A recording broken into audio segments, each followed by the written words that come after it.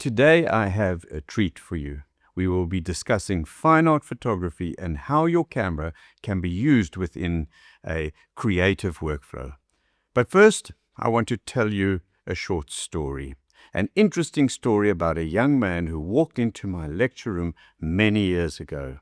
He had enrolled for my 1.5-year full-time photography program. And I can tell you now he was committed. His plan was to become a fashion and glamour photographer. It was all about studio lights, big campaigns, models, and high energy. It was his dream, and believe me, by the time he graduated, he was good at it. And he had a portfolio to prove it. And then the strangest thing happened. But before we go there, I'd like to quote two of the greatest creative minds in art who have ever lived. The first is David Hockney, who said, "People criticized me for my photography." And then he went on to explain. He said, "They said it's not art." The second is Picasso, and a quote that so many of you probably know. "Every child is an artist. The problem is how to remain an artist once we grow up." Between the two of them, they summed up everything we are going to be talking about today. You see, my guest is Sandy McLea, an artist and a friend who walked away from a promising commercial career and chose a path where the camera was not just a destination, but a starting point. What followed were years of experimenting, building, layering, and of course it came with its challenges. Nonetheless, a journey you'll hear about today that took his work from a small gallery space where he first exhibited to international exhibitions and collectors worldwide. And I was privileged to walk some of that road with him. So let me ask you this. Here's the question. What if a single photograph, a single composition, if you like, is simply not enough? What if the story you want to tell cannot fit within the confines of that single frame? What do we do then? Well, you're going to be surprised at how Sandy McLea discovered the answer to this question, and it changed everything for him. This conversation is packed with interesting dialogue about the world of photo montage and photo collage. So much so that we had to break the edit into 2 parts, and I really encourage you to watch both. In part 1, we trace his journey from where it all began, the work he first exhibited, and then the styles he eventually developed. But in part 2, it really becomes interesting. Sandy talks about his most celebrated work, Idle Quarters, a collection that brought him international acclaim. And here's the bonus. He also brought some of his work in progress into the studio today to show exactly what he does. Trust me, you do not want to miss it. If this conversation speaks to you, whether you are a photographic artist looking for your next step of inspiration, or an art lover and collector who wants to understand what makes certain work truly special, then I suggest you not only subscribe to my channel, but also to the Osner Atelier channel so that we can keep you updated on what is happening. You will find the link below. So without further ado, let's get straight into this conversation.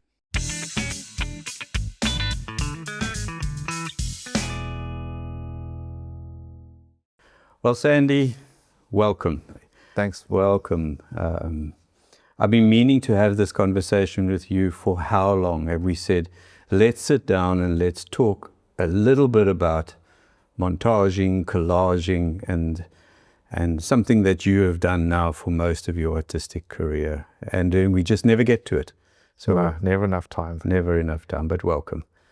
Thank you. That's exactly where we want to go today. We want to talk about the art of both collaging and montaging. And for those of our viewers who don't know the difference, would you agree with me that a collage is is a piece of art that's put together from random elements, whereas a montage is a piece of artwork that's put together from one single element. Yes, there is some confusion. I've noticed a lot of people, and when you read stuff, and when I was learning as well, I'll read up on things and people would use the term loosely, so it's kind of hard. But I think, from our experience and by definition, that is right, even though we do confuse it a lot. No, great. And I think that, with today's discussion, certainly I want to speak to you about your progress where photography became part of your creative process of montaging. So where the camera is part of the system or part of the creating. And I think as we go along with this discussion, I want to also be showing quite a lot of examples of both of our work, in fact, which will give our viewers a better understanding of exactly what we've been doing. Your work is different to mine, but at least what we've been doing. So I want to take this conversation right back to where I first met you. And I remember one day walking in the lecture room saying, "Good day, everybody, and welcome to this 1-year diploma in photography." I can't remember if it was a year and a half in your time. And there was a Mr. Sandy McLea sitting in the class. Yeah. And you had this ambition of becoming a fashion and glamour photographer. Yeah. Very studio lighting, very technical. Yeah. And very much lights and fashion that was the goal. And and your work was really good. By the time you graduated, you really had a good, wasn't too bad, solid portfolio. No, it was actually very good. And then came what could we call it? Either the 180-degree turnaround or the 90-degree diversion. But I remember getting full transition to something else. A message from you saying, "Hi, Martin, I just want to let you know that I'm rather going to be going into the world of fine art photography." What caused that? What was the thing that made you move out of the studio and into a space where the camera now just became one of the elements you were now using to create art? I think, I studied art at high school and I painted like most hobbyists do. And, I never saw art as a career really. And then when I studied photography at the college, there was a mandatory fine art part that you had to occur.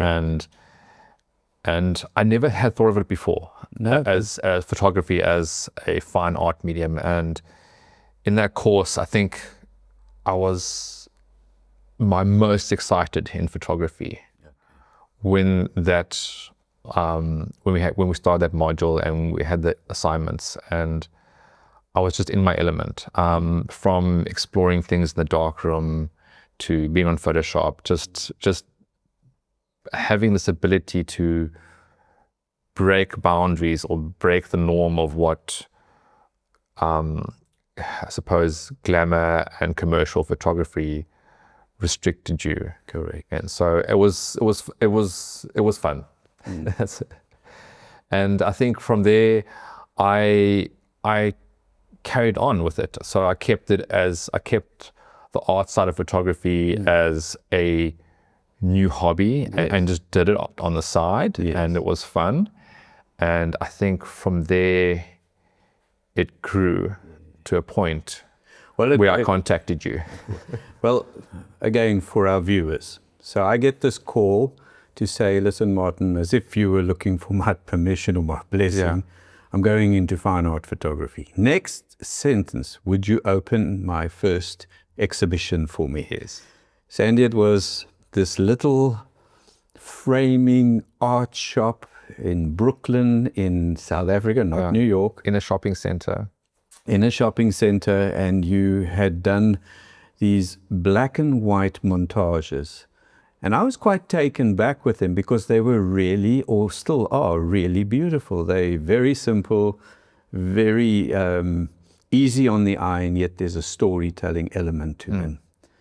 But I was rather concerned because I know the walk of an artist.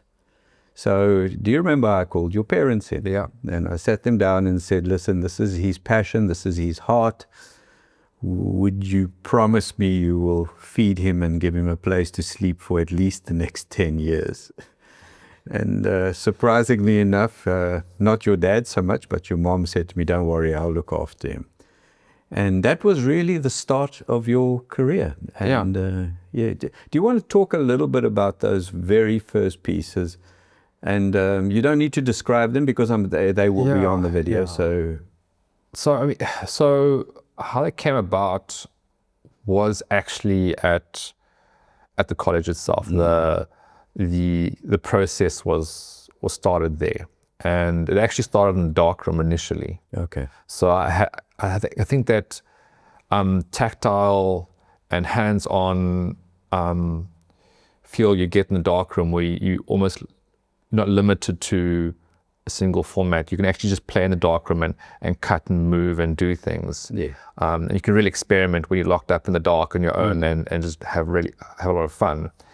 And I came up with this one small body of work for one of the projects, and that actually came from a point. There's a certain photograph I was trying to take in the Karoo once, and there was a turning point where I felt so frustrated. Okay. And that frustration came from finding a beautiful composition, but having something in the way, and it was a power line. Okay. So you had the middle of the Karoo, this perfect scene, and there's a power line there, and I just never took the picture.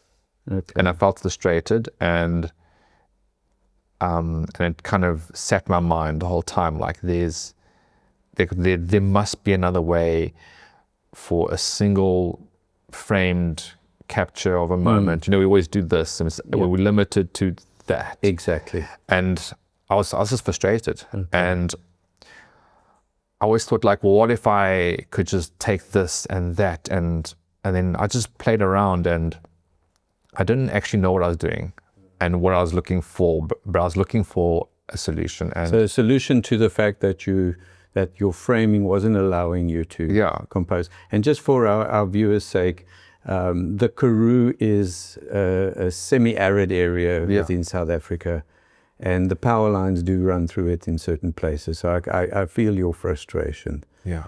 Well, I suppose sometimes getting an obstacle like that, or finding an obstacle like that, and then finding a solution, or finding something that actually is not just a solution, but it's something completely new and completely different. And I think that's what you did. Certainly, you know, in the South African context of photography, people hadn't seen this before, where, you know, you have the scene, but the scene itself overlaps slightly here and there, but the entire scene is this panoramic vista broken up into digestible sections. Yeah. That's a great way of putting it. Yeah.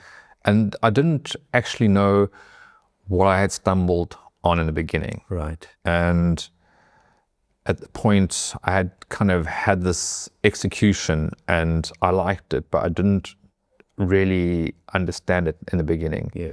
And until my proper bodies of work in the gallery, by that time, like, I knew what I was doing and why. Okay. Well, let's take the story there, because after that, I opened up my first fine art photography gallery in Cape Town.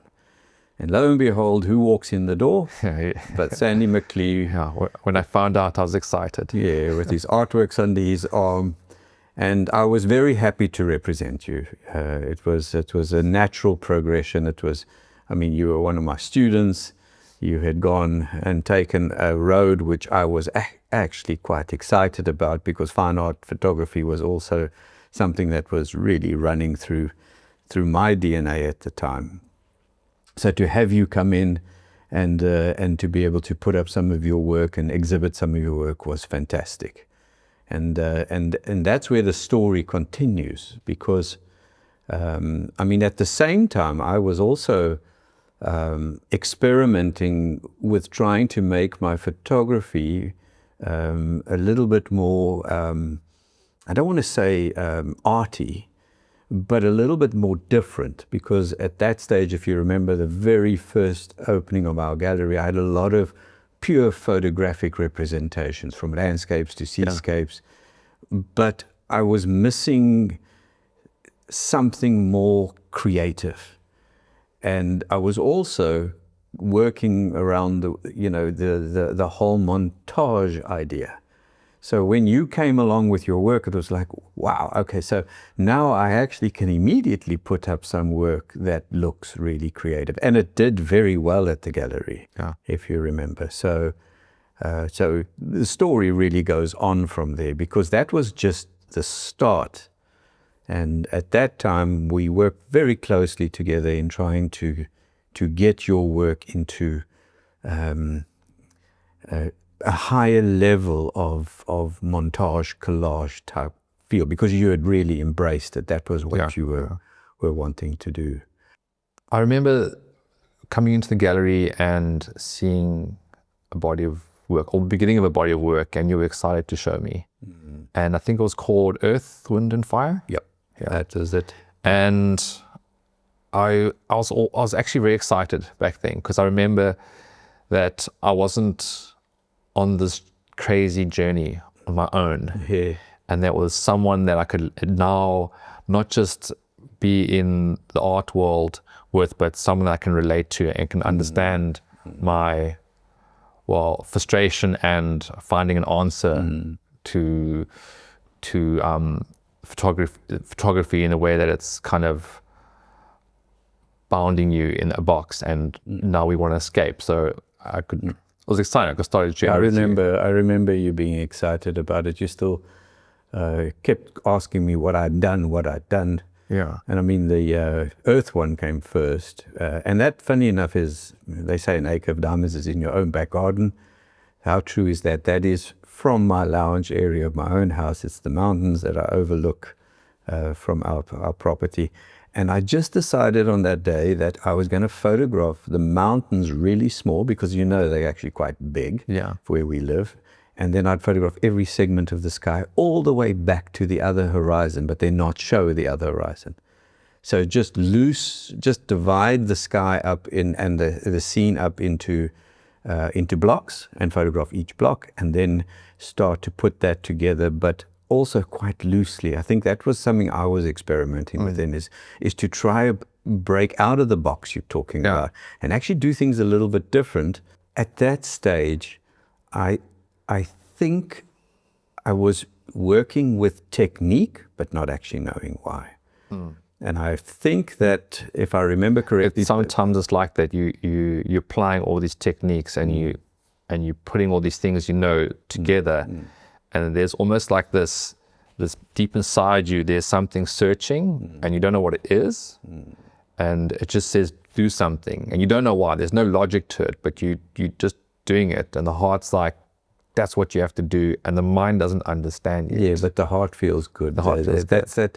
I've spoken about it before, that little feeling in the tummy, that little excitement, but you don't really know. I must say that at that stage, I was also quite influenced by Picasso's work. Yes. And his Cubism. Yes, and the Cubism for me was something I was really connecting to, but I didn't know how I wanted to pack it together. Yeah. And that's where that series came in, and that was the Earth, and I did the Wind, which was over the ocean, and I did the Fire, which was a breakup of Table Mountain, or an impression of Table Mountain out of rock formations. But I felt that I was breaking out of something there, even with those. And do you know what was the most exciting part? Is that our patrons to the galleries actually enjoyed that work. They were enjoying your work, and they were enjoying that too. And that, I think, was a major breakthrough for me. Yeah, you're doing something right when the average Joe who has no idea about photography or art appreciates your work. Then you've hit the nail on the head, and you have to carry on. So this story then continues in this whole journey around the montage and collage world. And I then remember you walking in with lighthouse. Actually, I'm going to say a lighthouse because you brought in a single lighthouse. Yeah. But this time, it wasn't on a single piece of paper or art material. It was actually physical. So you had taken the lighthouse and you had broken it up into segments, and then you started to layer them at different levels. And it was, and still is, phenomenal. How did you get to that? So with the panoramic montages, I was doing something and I got to the stage where I knew why I was doing it, but I never had a relation to a specific artist. And then one day I just found a book, David Hockney. Okay. And I was like, why has it taken so long for me to know that my influence is David Hockney without knowing him? Okay. Yes. And I was like, then I found it, and I read through this whole book in 2 days, and it was a thick book. And when I went through his process of why he did what he did, and he's known for his painting and his photography. Correct. And the photography is actually what he termed it as joiners. Okay. That was his term, joiners, and that was done in the early 80s. So he started this before I was born, so some time back. And when I read it, there was a certain part in the book which kind of enlightened me and said, like, this is why you're doing what you're doing. And it went on the lines of something where what he was doing is he was creating a story of time. Right. And he was breaking away from a single point or single capture and creating a notion and looking at a scene in different perspectives and different times. Okay. And he would photograph his stuff at different times, at different vantage points or perspectives, and create a whole new narrative. And what happened is, when I was looking at his work, I saw a story. I didn't see a single click or a capture in time. It was a story, and I was like, that's what I want to do. Okay. I want to tell a story. And then I had the fascination with lighthouses, and I was like, well, here I can just, when you see your first scene that you love, I walked around the lighthouse. Yes. And it wasn't like, this is a nice picture. It was like, this is a nice experience. This is a nice place. And as the sun would set and the light would turn on, it was a whole story. And then I remembered David Hockney's work, and I was like, this is what I have to do. Okay. So that's where it came from. Yeah, and again, those pieces did really well. They really did. I mean, people were connecting with it in the gallery, which was, again, just another layer that you were adding, and you were getting that recognition for what you were doing, which is superb. I mean, if you remember, and I'm going to go this route now, but if you remember, as we progress, and we're talking about a number of years now, so this didn't just happen one after the other. This is over a number of years, 1 or 2 exhibitions down the road. I went on a West Coast trip, if you remember, all the way up to Namibia, where I wanted to capture some material to be able to work within pure photography as well as within my art medium. And I had photographed some fishing boats, upside down fishing boats, which I had found where the antifouling had become really weathered. And you may not remember the piece. I think I remember, yeah. But I'll speak about that in a moment if it's important, but let's see. But what I want to bring up here is that regularly we would meet at a little restaurant. Do you remember the name? Andiamo. Andiamo. So a little Italian restaurant right across from the gallery. We could keep one eye on the gallery to see if there's any patrons coming through, and the other eye on our big, decent-sized draft on beer. And we would spend those couple of hours just thinking, just spending time thinking about creating. You remember that? Yeah. Coming up with crazy ideas. Yes. And talking about projects that were in the works. Or may not be, in some cases. And I remember you left the one day and you said to me, I have an idea and I'll show you. And you came back a couple of weeks later and you opened up a little box and I started to laugh. You thought I was being, you thought I was laughing at the artwork, but I was, but I was enjoying the concept. And got a surprise for you, Sandy. Look down there. So you've got one of the old I've ones. got the very first one. Have a look at that. Yeah. So now I'd like to show the folks this. So and then that's, I can see the chuckle. Pass here quickly. So here he comes in. He opens this up and he shows me this, and I'm going to show it to the camera over here. Perhaps, Sammy, you can come in closer and have a look at that. There we go. All right, you got it. So this is what I get shown. And I laugh because the concept was so clever, with now not only layering, but actually building layers that almost feel 3D. I did say to you this would be popular amongst tourists, but it needed something more to take it into the fine art sort of space, or into a space that is more collectible. And so we were playing with technique, but the subject matter had to develop. Yeah, it had to develop. And what I did say to you, size, I think I said it needs to be bigger. This is very nice for a small memento. And subject matter needed to also be considered. I remember you leaving that day and you weren't happy. You really weren't happy. You felt like it was an insult, but it took a few days or what have you. And then you came back and you said, I'm working on something and I'll show you. And it took a while. I don't know if it took a month or 2 months, but one day you turned back up and this time you nailed it. The series was called Urban Facade, but you went completely away from penguins and other tourist types subject and into grungy buildings, graffiti, and you started to layer that. And what a success that was. Do you want to talk about that just for a moment? Yeah. So the process is kind of been done, but not on photograph so much. So it's called paper tolling. Okay.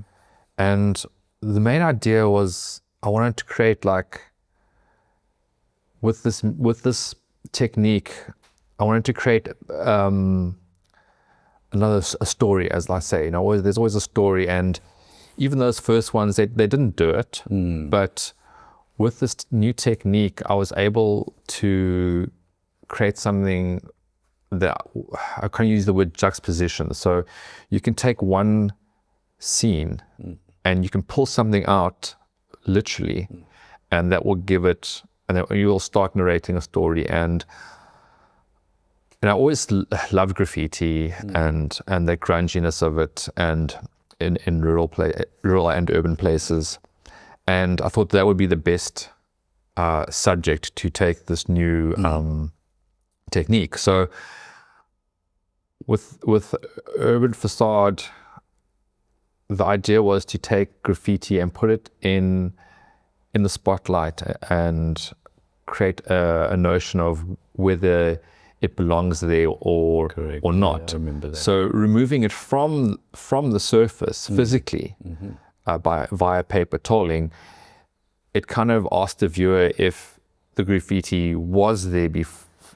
Did I photograph it, or was it there, or was it not there? So it put it into a context which opened up a whole discussion of graffiti. Absolutely. And then what happened is we started creating an atmosphere. So in the beginning, we just pulled the graffiti out. And then I was like, well, we can't, it just doesn't look right. And then I started moving parts of the image or the background, so the walls or the houses or the streets or whatever, those started to paper toll a little bit. Okay. And then what happened is paper tolling is traditionally just stacked. Yes. And then I was slowly creating a 3D space. And then I started angling the paper tolls. And that's where a new like dimension came in, and it started growing from there. Yes, so the viewer knows, I mean, these artworks were like that thick in layers, papers bent where it was necessary. And what was also really nice is that you framed them in these deep boxes that looked very, very, very impressive and very stylish. And it took your work to another level. I must say that when you called at one stage to say you're busy with something and you will like it, but it's got something to do with graffiti, I was concerned that you were going to bring something back where the graffiti artist's work is being showcased under your signature. Yes, because I see that was always a risk. Yeah. But when I saw the first one, that was put to bed, because here you had taken it just to a completely different sandy level. And again, when we started to showcase those in the gallery, I remember people absolutely gobsmacked at how much impact they had. And also they were the right size. They weren't too big, but they weren't too small. So that really worked for you. Coming back to your other work, the Anthology one with the boats. Yes. I found that very interesting because you kind of took it to a different side or different level where you broke up your images, but what you did was actually create something new from it. Storytelling. So you had you were actually playing, you're going in deeper, you're looking at tones, textures and colors, and you're pulling almost or creating a new story from one subject matter. Where I was kind of focused on that story, you were creating a new story. I found that quite interesting. Yeah, the Anthology. So people still laugh today at the name. It's Analogious Anthology. I almost couldn't even pronounce my own artwork. So, do you know, one day I had somebody comment that my titles of my artwork is sometimes better than my artwork. Lucky I'm thick-skinned. But that particular piece, so that was the first one I had done with the antifouling on the underside of the boats, and also it had the gun rail that goes around the outside, which is really just wood, had also weathered. Yeah. And I think this now leads into the why we do something, So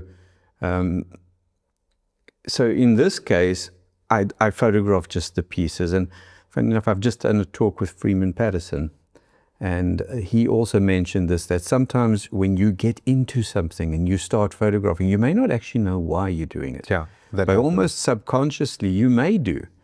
And only when I came back and started to put the segments together did it emerge. It looked like a Dutch harbor with the little inlets where the boats would come in. That's when I first saw it. That's from a distance, I was like, where did is that a painting of a Dutch harbor? Yeah. And then you're like, it's photography. Yeah. And then just really. Yeah, so and also the sky had those little pink, orangey bits in it that looked like the last sky on a winter's day, and it looked like it had towers there, and that's what it started to feel like. And when I was creating that piece, when I was busy putting it together, I felt it was good, but I didn't have the confirmation yet. And my wife walked past. And normally, Anita doesn't really give comment on work too much. She doesn't like abstract, by the way. Generally, she doesn't see it. Family is normally the most critical. Well, she was for a lot of my work. But that one, she walked past and she said, that's going to do very well. And I said, but you don't like abstract? She said, yes, but there's something about that. And she's correct. That became the second best-selling piece in the gallery, if you remember. I remember doing very well. So I think again, we mustn't undermine the power of montaging, and we're going to talk a little bit about collaging in a moment, but I think there's just something so special to be had there, and especially so where you're bringing in photography as the realistic starting point, and then taking it into a storytelling space. So let's go back to where we were.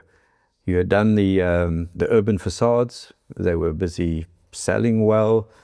I remember you sometimes complaining that your weekend would be taken up with having to create work for someone who wanted to take it with them back overseas or whatever. Yeah, that was one of the interesting things about creating three-dimensional art or three-dimensional work. Was you used to this, I'm going to roll up a print and send it on its way, and now this whole new dilemma of like, it takes very, very long because you can't get used to that. I can quickly take a picture and edit it, and you can edit it over the weekend, and you'll be happy with it.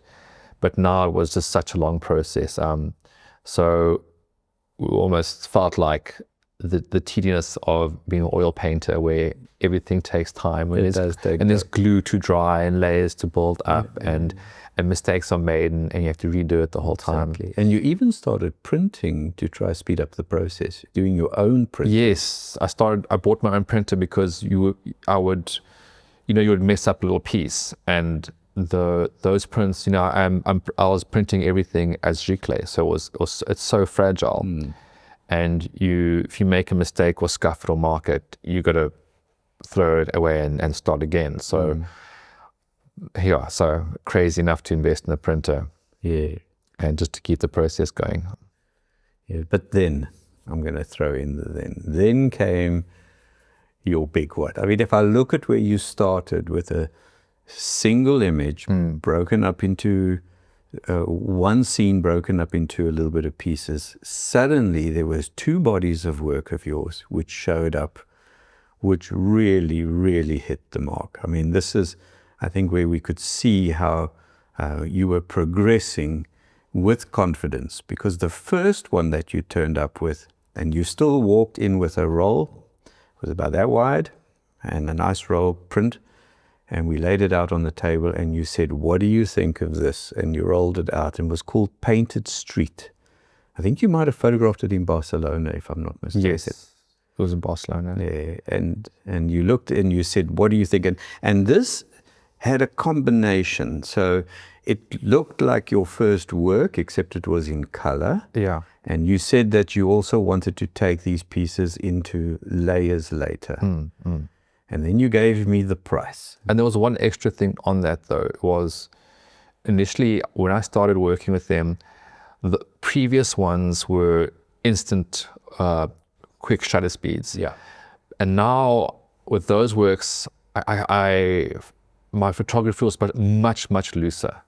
I gave myself a lot more freedom. So I'd have fast shutter speeds and slow shutter speeds. And I'd be changing focal points as well. And focal distances, and moving around a lot more. And I think, over the years, like my freedom just to do what I wanted to do and not worry about it technically really came into play with those pieces. And then I could express myself a lot more. Well, that led on to you. I'm going to remind you about this, because you rolled out that piece. You said, "What did I think?" And then you mentioned the price. You said what you want to sell it at. And I laughed and said to you, "You've got to be joking." So if you remember, I think we tripled or quadrupled the price, because I felt they had so much value. Also, they had scale. They were like 1.6 meters wide.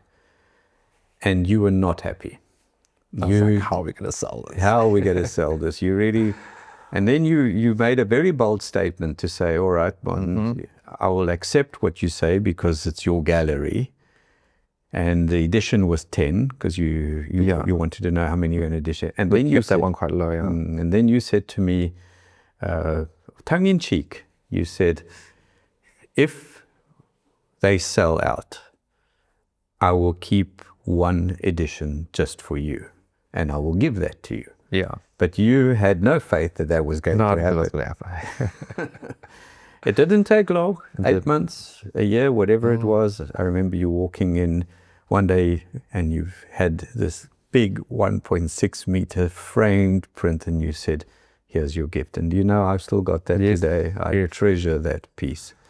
Yeah. So again, our viewers will see it. You're welcome to give it back anytime you want. That's it. It's gone. Eh? There's no more. No, there's no more. Yeah. That's it. Great. And that led on to Painted Street, where you shot a lot more of your material in the UK. Yeah. On the graffiti streets where you started to put that. Did you find it maybe leaving South Africa then to go photograph that series like you did in Barcelona with the one? Did you find that actually helped you to be in an unfamiliar territory? Yes. Yes, it does. Because, whenever you get to a place that you haven't seen before, there's two things. It's a new fresh eye and the excitement of it. And I think there's a bit of, I think sometimes you've got to take that naiveness that you have almost like, you got this like child photographer in you that's just excited to see something. It's like you're starting again. So a new scene always helps. Travel and photography go together a lot, don't they? They do indeed, and it gives you a good excuse to go in the UK. So, but at that stage, you were really flying, so you didn't need anybody to tell you what to do. You were finding your own way quite easily. And perhaps there's two things I want to talk about here, and that is the next body of work you did, which I'll speak about in a moment. But in between this, do you remember you turned up to do a workshop with me?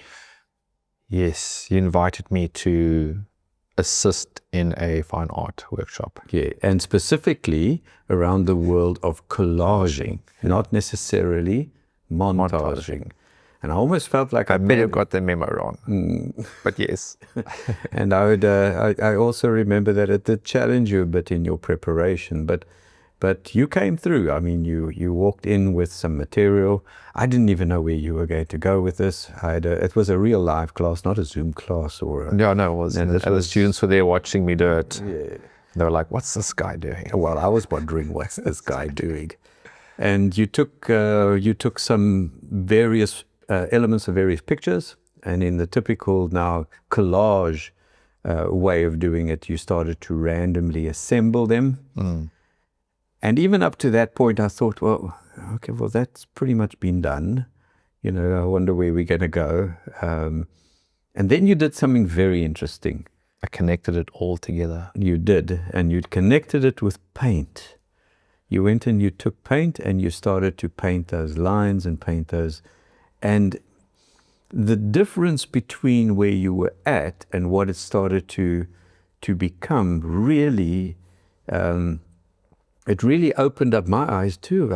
I'd never thought of that. And I think we all get influenced by one another, and you and I have grown up or come through this walk together where we've been able to sort of help each other up the ladder. So this was another one of those things like, oh my goodness, I hadn't thought of that. And that led on also to a series that I did, which we'll get onto in a moment. But after that, you then went into a series called Idle Quarters. And I remember coming to your studio where you said, let me show you something that I'm working on. I was blown away. The same Sandy McLea that sat with me in a classroom wanting to photograph fashion and glamour. The same Sandy McLea whose mom and dad had to look after him for many years so that he could at least have a place to sleep and eat, had come to this point where he was creating art that was world-class, absolutely superb.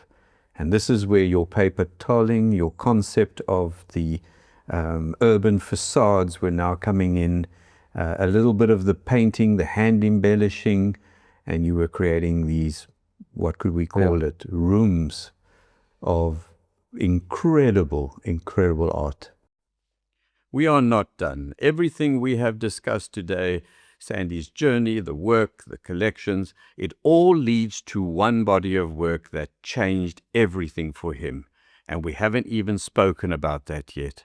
In part 2, Sandy takes us inside his most celebrated collection. It's called Idle Quarters, the work that took him from, what could we call it, a local conversation to international acclaim. And as I mentioned at the beginning, he has also brought in not only a piece from his very first collection, but a half-assembled idle quarters to show you the individual layers. So you can get to see exactly how he assembles this unique work. And I must tell you, he does not often share his insights, so this is a rare opportunity. Now, this is important. Part 2 will be released next Sunday at 6 p.m. That's Central African Time or GMT +2. If you've not yet subscribed to this channel, please do so now. And if you have enjoyed this conversation, I suggest signing up for Osner Atelier, where you'll get early notice of conversations just like this one. Stories behind photographic artists and their art, as well as discussions on creative processes. And then the next Sunday, you'll get to see the first part of an interview that I had with a world-famous photographic artist, Freeman Patterson. Until next Sunday, wishing you a creative and fulfilling week ahead. Cheers, everybody.